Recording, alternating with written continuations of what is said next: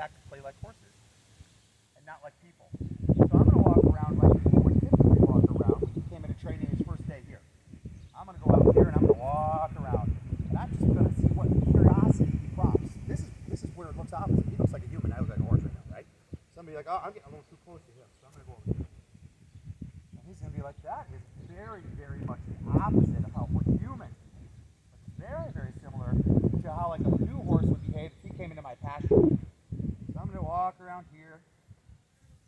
Because if we can allow a horse to get pretty curious,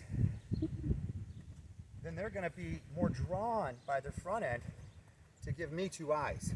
So there it's like, oh boy, I'm getting a little too close to him. I don't want that. So I'm going to keep walking around here for a little bit. And then I'm going to start saying, you know what I've become is I think I want to run the pasture. I think I want to run the show out here. I think I want to be the one that says you're in my hay pile and you should probably get out of my hay pile. Or I also want to be the same horse that does that is the same horse that says, hey, herd, it's time to move, right? And once you're the alpha, that whole herd mirrors and partners up and they all mirror each other. So the only thing we're going to do at Liberty today is stick to me. That's what he's going to learn how to do. So he's going to go from just curiosity to motivation. Perfect. So he gives me these two eyes. That's perfect. That's plenty. I'm swinging around. But now what we're going to do is we're going to start saying, all right, buddy, your curiosity, you're placed, you're looking pretty good. Now I'm going to see if I can move that hind quarter a little bit here.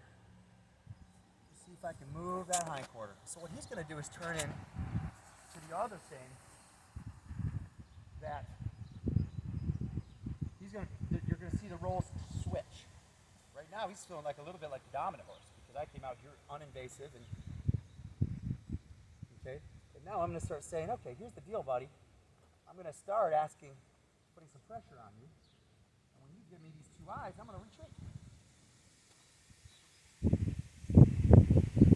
So I'm playing this from behind him because of where he's positioned in the round corral. If I was doing these half circles from the front of him, I'd be too close to him. So now I can do this half circles from back here and see if I can get him to start realizing how that was really nice. Okay? So he starts to say, holy cow, when he puts pressure on something, part of my body, I've got to start thinking about that. So I'm not worried about him running off. Okay, perfect. Now, I also don't want to develop a one-sided problem. Horses tend to think in patterns, develop one-sided issues. So now that I changed his positioning, we're going to play the same game from the front half instead of the back half.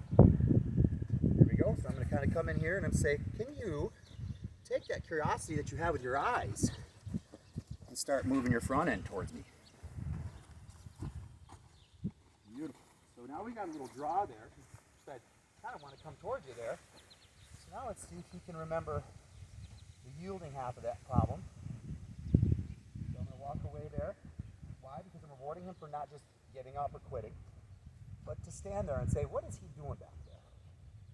What is he doing? There it comes. People with bad timing are going to have a really, really hard time with this exercise. Because why? Because all we have left is the truth. And so he says, you know what I can do is I can go catch it. That's exactly what you do. Come and catch it. Once he comes and catches me, he gets all this reward. That's find a scratchy spot.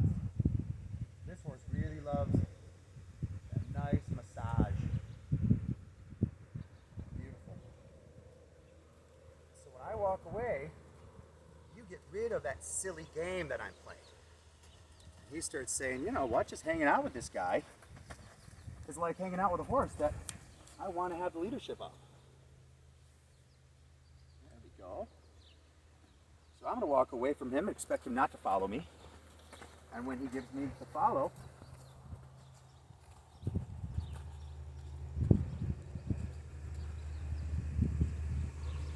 what I'm looking for here now is I'm starting to notice that he's preferring me on one side of his body. These are the patterns you want to notice in your developing horses. If you start seeing the one-sidedness, this is an exposition of where you're probably going to notice your issues in the saddle. You're going to notice those on the lead rope. So I'm going to get over here, and I want to just spend some time over here, giving him some rubs, making this pleasant, making this positive, making this reassuring. Okay, and then when I'm done doing this, he's like, you know, this isn't too bad. I'm gonna walk away. Expecting him to not follow. Head on over here. So I'm walking away from him like a horse that doesn't want to be caught. And he's saying, this is how horses do. Where do you put me? Right? Okay. These are things you want to notice and take perspective of them when your lead rope is on. The way you fix it at Liberty is you make this positive and pleasant. So you noticed how much his foundation has shown up here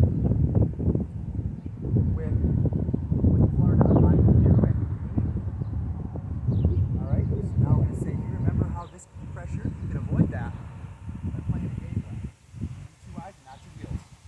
So I'm going to position myself where you can add it. So this is where amateurs, people that are learning Liberty, make a lot of mistakes because they get too fast, too firm, and they're not allowing him to realize that we're on the same team, buddy. This is a partnership. Perfect. Beautiful. Okay. So I'm going to have you, oh, look at this, gave me this side. I was wondering. This is great.